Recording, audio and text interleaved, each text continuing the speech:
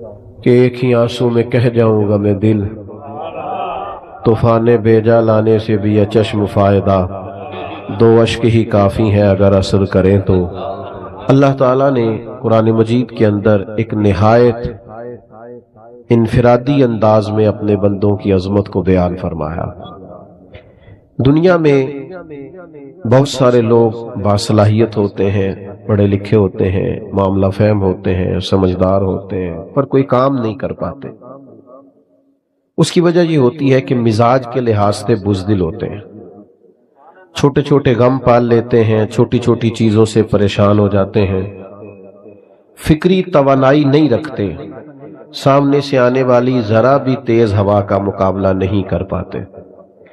اس کا نتیجہ یہ نکلتا ہے کہ وہ بڑے باصلاحیت ہونے کے باوجود بھی زندگی میں کوئی کارہائے نمایاں سر انجام نہیں دیتے، اور غم ہونا، پریشان رہنا، یہ ظاہر ہے بہت بڑی تکلیف ہے۔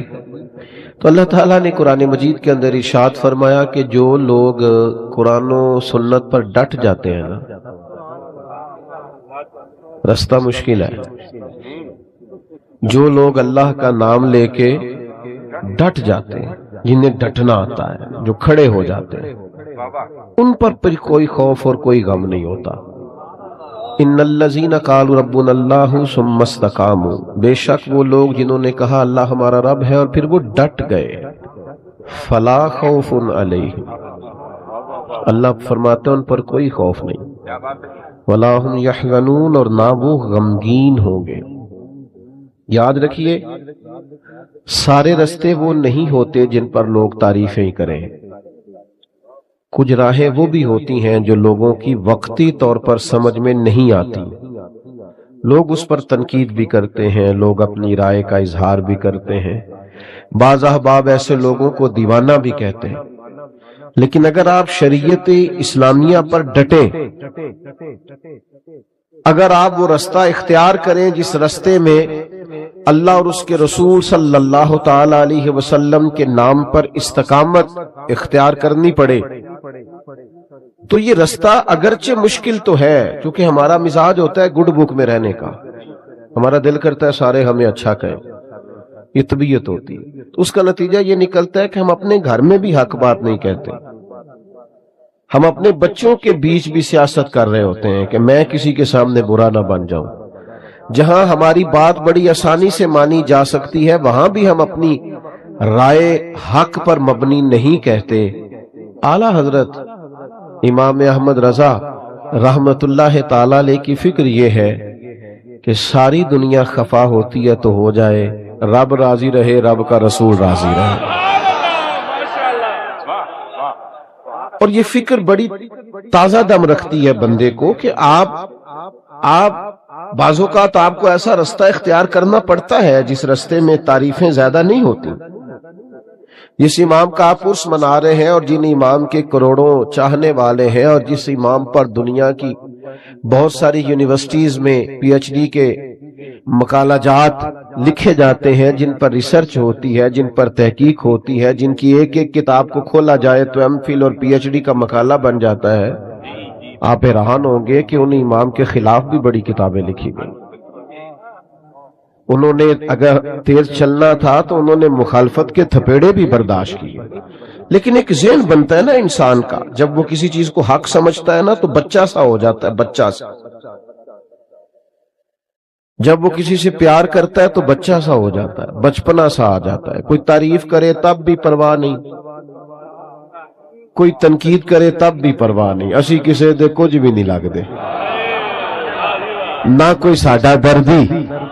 پھر مزاج اور ہو جاتا ہے، جیم جان دا کچھ وسا نہیوں، جان یار نو دے تے شاد ہو جا، ایسے دل دے ہیں فساد سارے، دل دلبر نو دے تے آزاد ہو جا، جے او رکھے آباد تے رو وسدا، تے جدوں کرے برباد برباد ہو جا۔ ختم ہو گئی بات۔ اعلیٰ حضرت رحمت اللہ دیکھیں نا، خطوط آ رہے ہیں، عصر کے بعد وقت ہوتا تھا خطوط کھولنے کا، خطوط پڑھنے کا، جواب لکھنے کا۔ وہ جس طرح ہم شکوہ نہیں کرتے کہ آپ نے میرا میسج ہی نہیں سنا، آپ نے رپلائی نہیں کیا، سن لیا اور بتایا کچھ نہیں، تو زمانہ تھا خطوط آتے تھے ڈھیروں کی تعداد، بعد نماز اثر شارح بخاری حضرت مولانا ظفر الدین بہاری رحمت اللہ علیہ ان خطوط کو کھولا کرتے، پڑھا کرتے، ان کے جواب لکھا کرتے، تو خط پڑھتے پڑھتے مجھے لگتا ہے موبائلوں کی زیادہ ضرورت ہے آپ، او بھائی جان چھوڑ دیں، آپ ساری محفل کو خراب کر رہے ہیں، یہ موبائل والے بھائی کیا کرتے ہیں؟ آپ اتنے معزز لوگ ہیں، مجھے تو حضرت نے کہا تھا آپ سے تقریر کرنی ہے، میری ویڈیو چاہیے تھی تو بتا دیتے، کافی تھی، بھیج دیتے آپ کو۔ میں نے تو سوچا تھا چلو مچ بال عشق دا سیکاں گے تے ایک دوجے نو ویکھاں گے، تو آپ بالکل بیچ میں موبائل کا شریکہ لے کے بیٹھ گئے۔ تو آپ تھوڑی توجہ کریں، وقت ہی اتنا نہیں ہے کوئی آپ سے خاص مضمون بیان کیا جا سکے۔ ایک بات چھیڑی ہے، چلو وہ تو کر لینے دے۔ کیسا دستور زباں بندی ہے تیری محفل میں، بات کرنے کو ترستی ہے زباں میری۔ اور بھائی سنو اور یاد رکھو، حضرت مولانا ظفر الدین صاحب بہاری رحمت اللہ علیہ نے خطوط کھولے، یہ ذرا رنگ دیکھنا، یہ کیا بات ہوئی کہ ساری زندگی میٹھی میٹھی تو کھا گئے اور دو چار کڑوی آئی تو بالکل تیرا رنگ ہی بدل گیا۔ اگر تو راہ عشق کا مسافر ہے، تجھے پھول کھانے آتے ہیں، اگر تجھے نعرے لگوانے آتے ہیں، تو کبھی کبھی اس راہ میں روڑے بھی کھا، کبھی کبھی اس رستے میں ستایا بھی جا، کبھی کبھی تنقید کی راہ سے بھی گزر، یہ بھی اس رستے کی ضرورت ہے۔ اعلیٰ حضرت رحمت اللہ علیہ کے شاگرد اور خلیفہ خطوط پڑھ رہے ہیں، تو خط کھولا تو خط میں گالیاں لکھی تھی، میرے امام کو برا بھلا کہا تھا، طنز کیا تھا، تنقید کی تھی۔ کسی نے اپنے دل کی بھڑاس کھول کے نکالی، عقیدت مند تھے نا حضرت تڑپ اٹھے اور کہا آج ہی مقدمہ کروں گا اس کے خلاف۔ لیکن اللہ کے بندوں کی ایک شان ہوتی ہے، وَلَا يَخَافُونَ لَوْمَةَ لَائِمٍ، وہ کسی ملامت کرنے والے کی ملامت کی پرواہ راہ خدا میں نہیں کرتے۔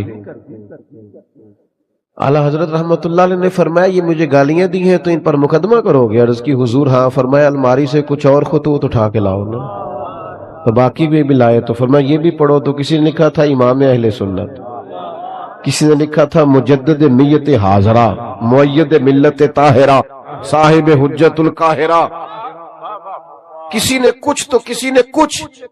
اعلیٰ حضرت مسکرائے، فرمایا یہ جنہوں نے تعریفیں کی ہیں پہلے جائیدادیں بانٹو نا ان کو، تو پھر مقدمے کر لینا۔ فرمایا شکر کرو، شکر کرو، ان کا وطیرہ ہے محبوب کے لیے معاذ اللہ کمزور جملے لکھنا، جب تک مجھے برا بھلا کہہ رہے ہیں محبوب کی طرف سے تو رکے ہوئے ہیں، ہم تو ڈھال ہیں اس راہ۔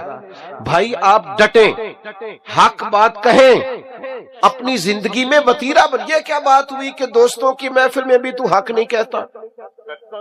تجھے کہیں سچ بولنا ہی نہیں آتا، تو ڈرتا ہے کہ میں سچ بولوں گا تو لوگ مخالف ہو جائیں گے۔ لوگوں کے مخالف ہونے سے کبھی بھی کوئی نقصان نہیں ہوتا۔ انداز یہ اختیار کرو کہ رب رسول کی رضا ملے۔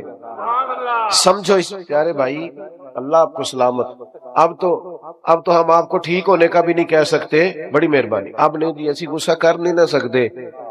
میرے تو گھٹنے پہ چوٹ بھی آگی، پر کہنا اس لیے کچھ نہیں کہ اس میرے امام کا ہے نا، کوئی مسئلہ نہیں، اب یہ چلتی ہیں چیزیں۔ مجھے میرے دوست کہتے رہتے ہیں کہ آپ نا پہلے وعدہ کر لیتے ہیں پھر وہاں جا کے دقت ہوتی ہے، تو میں کیا یار سانو کس پوچھنا سی، چلو اگر کوئی دعوت دیتا ہے اور پھر علماء دعوت دیتے ہیں، ہمیں اپنی چونکہ اوقات کا پتہ ہے لہذا چپ کر کے ہاں کرتے ہیں کہ یار جانا چاہیے۔ آپ تھوڑی سی مہربانی کریں، دو ایک باتیں، وقت کے دامن میں گنجائش نہیں، بولیں بھی نہیں اور مجھے بات کرنے دیں۔ ایک تو ڈٹیں، اعلیٰ حضرت کی زندگی کا سبق۔ اب دوسری بات یہ ہے کہ روز روز رائے نہ بدلیں، روز روز قبلہ نہ تبدیل کریں، یعنی ذرا ہوا پوری چلتی نہیں اور لوگ ڈائریکشن بدلتے نہیں، تھوڑا سا نہ کہیں کھڑے ہونا بھی سیکھیں۔ استقامت بہت بڑا حسن ہے۔ مخالفت ہوتی رہتی ہے، لوگ باتیں کرتے رہتے ہیں، ہوا کبھی ادھر کی چلتی ہے اور کبھی ادھر کی چلتی ہے، یہ رنگ بدلتے رہتے ہیں۔ میں آپ کو یقین کے ساتھ کہتا ہوں کہ جتنی کڑی ہوا چلتی ہے میرا اہل سنت پر عقیدہ مضبوط ہوتا جاتا ہے۔ ہار آنے والا وقت نظریے کو مضبوط کرتا ہے۔ رات کو شکر ادا کر کے سوتے ہیں کہ یا اللہ تیرا شکر ہے تم نے اس عقیدے میں رکھا ہے جو عقیدہ حق بھی ہے اور سچ بھی ہے، اور آنے والی نسل کو دے کر بھی جائیں گے۔ تھوڑی مضبوطی اپنے فکر میں پیدا کریں۔ یقین بڑی نعمت ہے، یقین بڑی دولت ہے۔ سنو نا، مسند امام احمد بن حنبل میں حدیث ہے، حضرت مولا علی شیر خدا رضی اللہ تعالیٰ عنہ علیل ہو گئے، اور بظاہر نکاہت اتنی تھی کہ آپ اٹھتے تھے تو جسم مبارک پہ راشا طاری ہوتا تھا۔ ایک صحابی نے دیکھا تو رو پڑے، کہا اے علی، بہت کمزوری بظاہر ہو گئی، اب تو مشکل ہے، میں تو ڈرنے لگا ہوں کہ کہیں اس بیماری میں اللہ کا حکم نہ آ جائے۔ تو حضرت علی مسکرائے، فرمانے لگے تو فکر نہ کر، مجھے کچھ بھی نہیں ہوگا۔ اب بات پر غور کرنا، بھئی آپ اتنے علیل ہیں اور آپ سے کھڑے ہوتے ہیں تو وجود پر بظاہر کپ کپاہٹ ہے، راشا ہے، تو آپ فرما رہے کچھ بھی نہیں ہوگا۔ تو حضرت علی کہنے لگے میں ایک دفعہ بیمار ہوا تھا، کریم تیمارداری کے لیے تشریف لائے تو حضور نے فرمایا علی بیماری سے کچھ بھی نہیں ہوگا، آپ جب دنیا سے جائیں گے تو داڑھی لہو سے رنگین ہوگی، زخم لگے گا، خنجر لگے گا۔ تو چونکہ محبوب نے کہہ دیا ہے، ساڈے نبی دی زبان ساڈے واسطے قرآن، جو دن کو کہہ دیا دن ہے تو دن نکل آیا، جو شب کو کہہ دیا شب ہے تو رات ہو کے رہی، اور خدا نے ان کی زبان کو وہ اختیار دیا جو نکلی منہ سے ان کے وہ بات ہو کے رہی۔ فرمایا حضور نے فرما دیا، میرا یقین کامل ہے، سوال ہی پیدا نہیں ہو سکتا۔ ہم نہ ڈگمگاتے ہیں، دین کی باتیں سن بھی لیتے ہیں، فضائل سن بھی لیتے ہیں، کمالات سن بھی لیتے ہیں، پھر بھی ہم ڈگمگاتے ہیں۔ یقین کامل کی دولت پیدا کریں، اللہ رسول کی بات آ جائے پھر اس پر ایمان لائیں، پھر مضبوط ہو جائے۔ اعلیٰ حضرت بریلوی رحمت اللہ تعالیٰ علیہ منہ میں کچھ تکلیف تھی تو حکیم نے کہا طاعون ہو گیا ہے، میں ہو ہی نہیں سکتا، مجھے انہوں نے کہا جناب میں طبیب ہوں تو میں آپ کو صحیح بتاتا ہوں کہ یہ وہ مسئلہ بن گیا ہے۔ فرمایا وہ نہیں ہے، تمہیں غلطی لگتی ہے۔ اس نے کہا میں نے ڈھیر ساری کتابیں دیکھی ہیں۔ فرمایا دیکھی ہوگی پر طاعون مجھے نہیں ہوگا۔ وہ چلا گیا، تھوڑی دیر کے بعد مسواک منگوائی، وہ مسواک کی، تھوڑا سا پانی منہ سے نکلا، طبیعت ٹھیک ہو گئی۔ تو خدام نے کہا حضور واقعی طاعون نہیں تھا، وہ تو اتنی جلدی جاتا نہیں، آپ کو کیسے یقین تھا طاعون نہیں؟ اللہ کرے ہمیں وہ یقین نصیب ہو، وہ استقامت نصیب ہو۔ ڈگمگاتے لوگ، بے یقین باتیں، ٹوٹتی بکھرتی سوچیں، وسوسوں کے غلبے، ادھر ادھر کی باتیں، کچے پکے سوالات۔ اعلیٰ حضرت فرمانے لگے نبی پاک علیہ السلام نے ایک دعا ارشاد فرمائی ہے، جو کسی مصیبت زدہ کو دیکھ کے پڑھو تو تم کبھی اس مصیبت کا شکار نہیں ہوگے۔ میں نے ایک طاعون والے کو دیکھ کے پڑھ لی تھی، وہ زبان جس کو سب کن کی کنجی کہیں، اس کی نافذ حکومت پہ لاکھوں سلام۔ آپ شریعت اسلامیہ کے بارے میں ایک مزاج بنائیں اپنا کہ میرا چونکہ اس پر ایمان ہے، میرا چونکہ یقین کامل ہے، مجھے اس پر ڈٹنا ہے، کمزوری نہ دکھائیں۔ اعلیٰ حضرت رحمت اللہ تعالی علیہ اس ماحول میں تقریریں نہیں کرتے تھے، کتابیں نہیں لکھتے تھے جس ماحول میں میں اور آپ ہیں۔ یہ والا ماحول اور یہ والا مزاج، چاروں جانب نعرے لگتے ہیں، چاروں جانب لوگ تعریفیں کرتے ہیں، چاروں جانب سے لوگ پذیرائی کرتے ہیں، پھول پھینکتے ہیں، یہ والا مزاج نہیں تھا۔ انگریز کی حکومت تھی، ہندوؤں کی کثرت تھی، اس ماحول کے اندر حق بات کہنا، آپ بات کو سمجھیں، آج اتنا مشکل نہیں ہوتا، لیکن بڑے لوگ ایسے ہوتے ہیں جن کی باتیں حق بات کہتے وقت لڑکھڑاتی ہیں، وہ جملہ تک نہیں کہہ سکتے، اتنی طاقت نہیں رکھتے۔ حکومت ہندو کی، حکومت انگریز کی، کثرت ہندو کی۔ فاضل بریلوی سے سوال ہوتا ہے ہندوؤں کے میلے میں جا سکتے ہیں؟ بڑا بچ بچ کے لوگ آج بات کرتے ہیں۔ شریعت کا دفاع کرنا ہوتا ہے تو لوگ سہمے سہمے سے، ڈرے ڈرے سے، ان کا مزاج نہیں ہوتا۔ وہ کہتے ہیں جناب وہ لبرل کیا کہیں گے، وہ فلانا کیا کہے گا، وہ فلاں آدمی کیا بولے گا۔ اعلیٰ حضرت سے کہا ہندوؤں کے میلے میں جا سکتے ہیں؟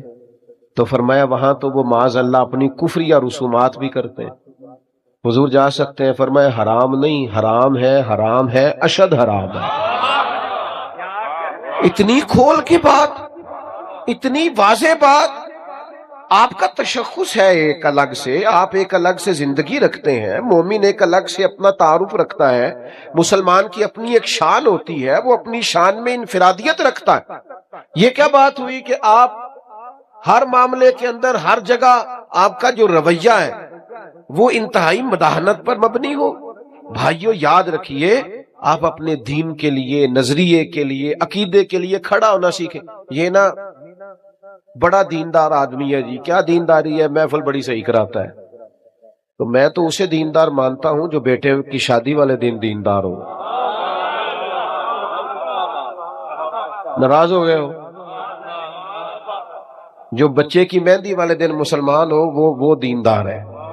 ہاں، محفل والے دن تو دھاری ٹوپی لے کے بھی لوگ آ جاتے ہیں، کسی سے کہتے ذرا ادھار دینا، میں نے محفل پہ جانا ہے۔ یہاں تو لوگ سارے ٹھیک ہو جاتے ہیں، رمضان شریف میں تو بہت سارے لوگ ہیں جو مسجد آ جاتے ہیں، پتہ تو تب ہے جب وہ کیفیت بنی ہوئی ہے، چاروں جانب سے گھیرا جا رہا، اور پھر آپ کا رویہ دین کا ہو، آپ ڈٹے کہیں میں نہیں کرنے دوں گا۔ میں نے ایک صاحب سے کہا یار آپ بڑے اچھا تعارف رکھتے ہیں، لیکن آپ کے گھر کے اندر جو شادی کے موقع پہ ہونے جا رہا اور پچھلی شادی پہ بھی ہوا ہے وہ تکلیف دہ ہے، آپ نے کوئی ایسا کام نہیں چھوڑا جو شریعت اسلامیہ کے مخالف نہ ہو اور آپ نے کیا نہ ہو معاذ اللہ۔ تو مجھے کہنے لگے میں تے تون پتہ ہے میں تے بڑا زور لانا، بچے نہیں مان دے۔ میں نے ان سے کہا یہ جملہ مزید تکلیف دینے والا ہے، بچوں کو تو کوئی مرضی کرنے ہی نہیں دیتا، کون مرضی کرنے دیتا؟ تو لوگ کہتے ہیں میری نہیں مانی تو نکل جا گھر سے، کہ مسئلہ یہ ہے تب جب میری نہ مانے، لیکن اگر شریعت کی نہ مانے، سنت کی نہ مانے، اگر اس طرح وہ توجہ نہ کرے تو ہمارا ذوق ہی نہیں بنتا کہ ہم تھوڑا کھڑے ہوں، تھوڑا سٹینڈ لیں، تھوڑا واک آؤٹ کریں، تھوڑا ہم اپنی انرجی اس پر بھی لگائیں کہ نہیں بھئی شریعت اسلامیہ کا مسئلہ ہے، میں ادھر ادھر نہیں ہونے دوں گا۔ تو یاد رکھنے کی بات یہ ہے کہ اعلیٰ حضرت نے اس دور میں ڈٹ کے دین کی بات کی، ڈٹ کے۔ تو آج تو بڑی آسانی ہے، آپ ایک اسلامی ملک کے اندر رہتے ہیں، آپ اور میرا خیال یہ ہے کہ آج آپ شریعت کی بات کریں گے تو آپ کے ارد گرد کے لوگ قبول کریں گے، لیکن ہم کہنے کو بھی تیار نہیں، ہم یہ جرت ہی نہیں کرتے۔ ہمارا خیال ہے کہ مطلب کوئی بندہ مجھ سے ناراض۔ اور ایک تیسرا پہلو اعلیٰ حضرت کی زندگی کا جو آپ کو بڑا انفرادی ملے گا، اعلیٰ حضرت فرماتے ہیں کہ ایسا کوئی کام نہ کرو جس سے شک بھی پڑے کہ تم کہیں شریعت کی مخالفت کر رہے ہو، تہمت والی جگہ سے بھی بچیں۔ میری طرح کے بعد لوگ شکوہ کر رہے ہوتے ہیں نا جی، لوگ مولویوں پہ تنقید بڑی کرتے ہیں، تو میں کہتا ہوں ٹھیک کرتے ہیں، آپ کیوں سب سے اونچی کرسی پہ بیٹھتے ہیں جمعے والے دن؟ آپ کیوں سب سے آگے جا کے اگلی صف پہ پہلے مصلی پہ کھڑے ہوتے ہیں؟ جب آپ سب کے پیشوا ہیں تو آپ کو سب سے زیادہ متقی بننے کی کوشش بھی کرنی چاہیے۔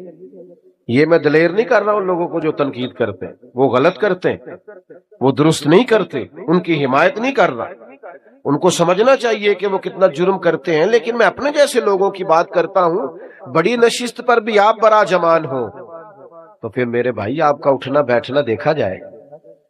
جب آپ لوگوں سے کہیں گے کہ مجھ سے رہنمائی لو تو وہ صرف آپ کے جملوں اور تقریر سے تھوڑی رہنمائی لیں گے، پھر وہ آپ کے اخلاق کا حسن بھی دیکھیں گے، کردار کی پختگی بھی دیکھیں گے، بات کی سچائی بھی دیکھیں گے، لین دین کرنے کی دیانت بھی دیکھیں گے۔ یہ کیسے ہو سکتا ہے کہ لوگ آپ کو پرکھے نہ، جو اپنی ساری عقیدتیں آپ پہ نشاور کر رہے ہیں وہ دیکھیں گے سارا کچھ، اور دیکھنا چاہیے، حرج کیا ہے؟ سمجھو بات کو۔ ہاں، کرنے والے کا انداز تنقید برائے تنقید کا نہ ہو، بات کرنے کا انداز برائے اصلاح ہو، شک والی جگہ سے بھی بچا جائے۔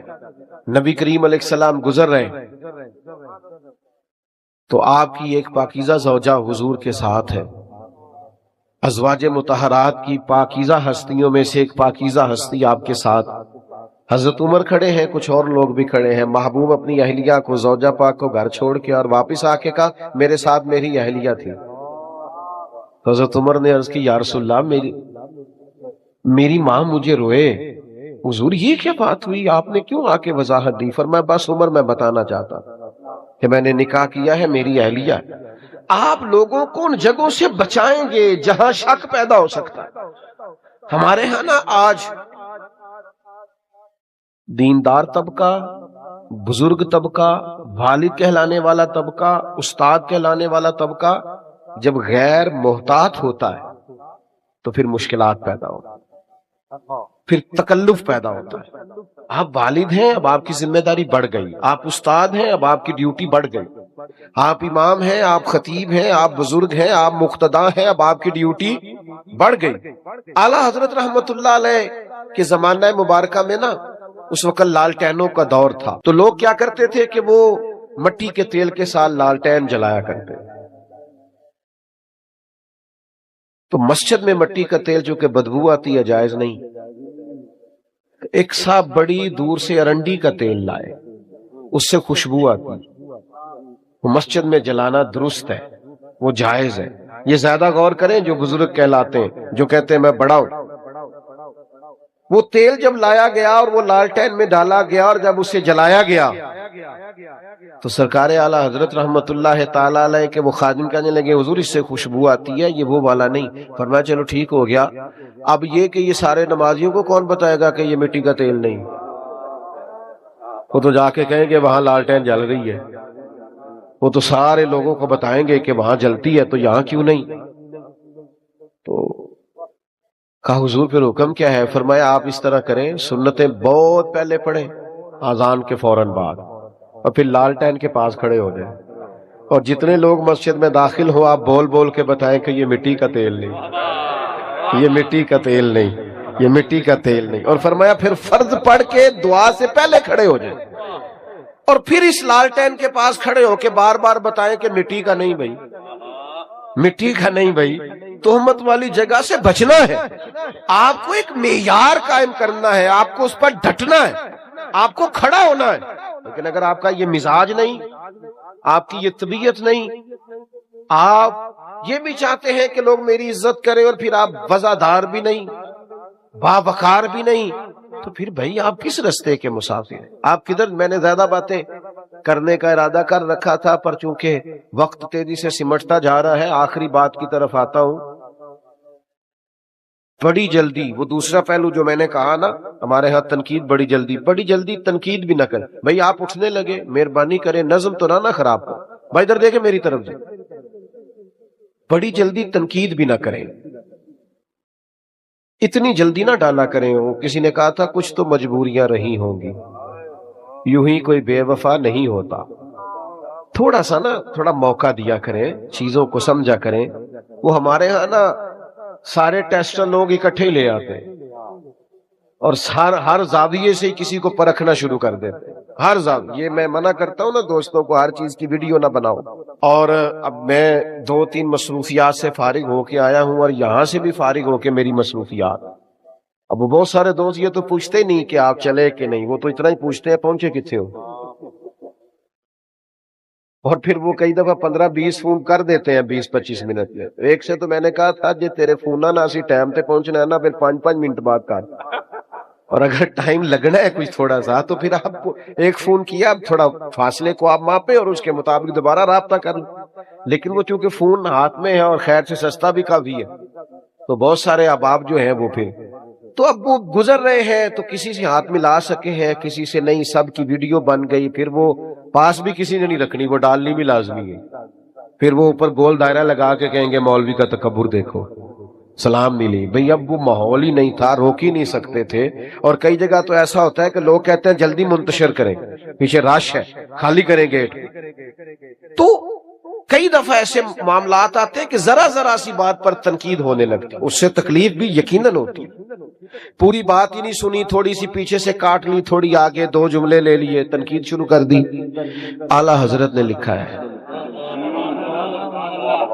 قراء سے معذرت کے ساتھ لکھا ہے کہ 2-4 اچھے قراء نے ایک عالم کے پیچھے نماز پڑھی تو ان قراء کے نا عالم صاحب کے کچھ مستحب قواعد درست نہیں تھے. تو وہ لوگ دیر نہیں نہ کرتے، فوراً کہنے لگے ایڈے بڑے عالم نے تو قرآن بھی نہیں ٹھیک پڑھنا ہوں گا. اسی وقت میں نے پہلے کہا قراء سے معذرت کے ساتھ اور ویسے چونکہ تھوڑا شاعری سے دلچسپی رکھتا ہوں تو لفظ تاثیر سے بنتے ہیں، تلفظ سے نہیں۔ اہل دل آج بھی ہیں اہل زباں سے آگے۔ مستحب قواعد سیکھ نہیں تھے، پر وہ تنقید کر دی، منٹ نہیں لگایا، دیکھو جی یہ تو اتنے بڑے ہیں اور قرآن مجید نہیں پڑھنا آتا، تو نماز مکمل کر کے نہانے چلے گئے، تو کرتے وغیرہ اتار کے انہوں نے رکھا اپنا قمیض، تو وہ شیر اٹھا کے لے گیا۔ اب وہ بڑی عجیب حالت ہو گئی، کتنی کو دیر پانی میں بندہ رہ سکتا ہے، ٹھٹھرنے لگے۔ اعلیٰ حضرت فرماتے ہیں کہ وہ بزرگ جو تھے وہ شیر کا ان سے پیار کا تعلق تھا، محبت کا تعلق تھا۔ چلیں آپ کرامت نہ بھی کہیں تو کچھ جانوروں سے پیار نہیں ہو جاتا؟ آج بھی لوگوں نے رکھے نہیں ہوئے جانور، وہ پیار کی کہندے نے انونس ہو گیا، گجایا ہے، تو وہ پیار تھا۔ تو وہ شیر اوپر بیٹھا کپڑے لے کے، تو حضرت نے شیر کو اشارہ کیا ادھر آنا، دم ہلاتا آ گیا، قدم چومے، تو فرمانے لگے ہمارے مہمانوں کو تنگ کرتا ہے، اور پھر وہ کپڑے ان کو تھمائے، کرتے ان کو دیے، اور وہ جو حدیث پاک میں فرمایا نا مومن کی فراست قلبی سے ڈرو، فَإِنَّهُ يَنْظُرُ بِنُورٍ، وہ اللہ کے نور سے دیکھتا ہے۔ تو پتہ کیا جملہ کہا اس بزرگ نے؟ اعلیٰ حضرت فرماتے ہیں ان بزرگوں نے بڑے خوبصورت میٹھے اور سونے لفظوں میں کہا مولانا آپ نے لفظ سیدھے کیے، ہم نے دل سیدھا کیا ہوا ہے۔ تو سارا وقت صرف جملے ٹھیک کرنے، جلدی نہ کریں تنقید کرنے میں، تھوڑا سا نا وقت تو دیں۔ ہم نا بہت جلدی کرتے، پوری بات کا بھی نہیں پتا ہوتا، پوری تفصیل بھی ہمارے سامنے نہیں ہوتی، لیکن تنقید کرنے کی چونکہ عادت ہوتی ہے، مزاج ہوتا ہے۔ کچھ لوگ ایسے ہوتے ہیں جن کے پاس آپ نے ناراض نہیں ہونا، ان کے پاس اچھی خبر ہوتی کوئی نہیں بیچاروں کے، وہ جب بھی بات کریں گے کوئی مایوسی والی بات کریں گے، کوئی خوفناک۔ میں ملک سے باہر تھا تو ایک صاحب مجھے کہنے لگے بڑے پاکستان کے حالات خراب ہیں، لوگ لڑتے ہیں، فلاں ہے، سیاستدان بھی برے، فلانا بھی برا، فلانا بھی برا، یہ ہو گیا۔ میں نے ان سے کہا آپ کو کیسے پتا ہے؟ آپ تو باہر رہتے ہیں۔ کہتے سنا ہے۔ تو میں کہ سانو پوچھنا اسی ہوتے رہنے ہیں، اتنی جلدی آپ کیوں تنقید کرتے ہیں؟ میرا وطن وہ وطن ہے، میرا دیش وہ دیش ہے۔ کچھ عرصہ پہلے سیلاب آیا تھا، ہم نکلے تھے کچھ اپنے حصے کی خدمت کرنے۔ جس بیٹی نے خود محنت کر کے جہیز بنایا تھا اس نے بھی کپڑے نکال کے دے دیے۔ ہم نے جوانوں کو دیکھا ہے، انہوں نے 4 مہینے کی ایڈوانس تنخواہیں نکال کے دے دی۔ آپ کس دیش کی بات کرتے ہیں؟ یا آپ کو سیاستدانوں کا دیش لگتا ہے، یا آپ کو حکمرانوں کا اور تاجروں کا دیش لگتا ہے؟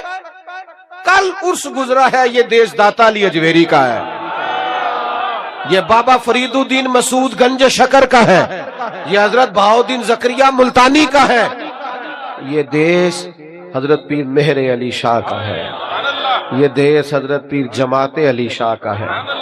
میں تمہیں سچ بتاتا ہوں، یہ حضرت محدث اعظم پاکستان کا ہے، یہ حضور غزالی زماں کا ہے، یہ اولیاء کا صوفیاء کا دیش ہے۔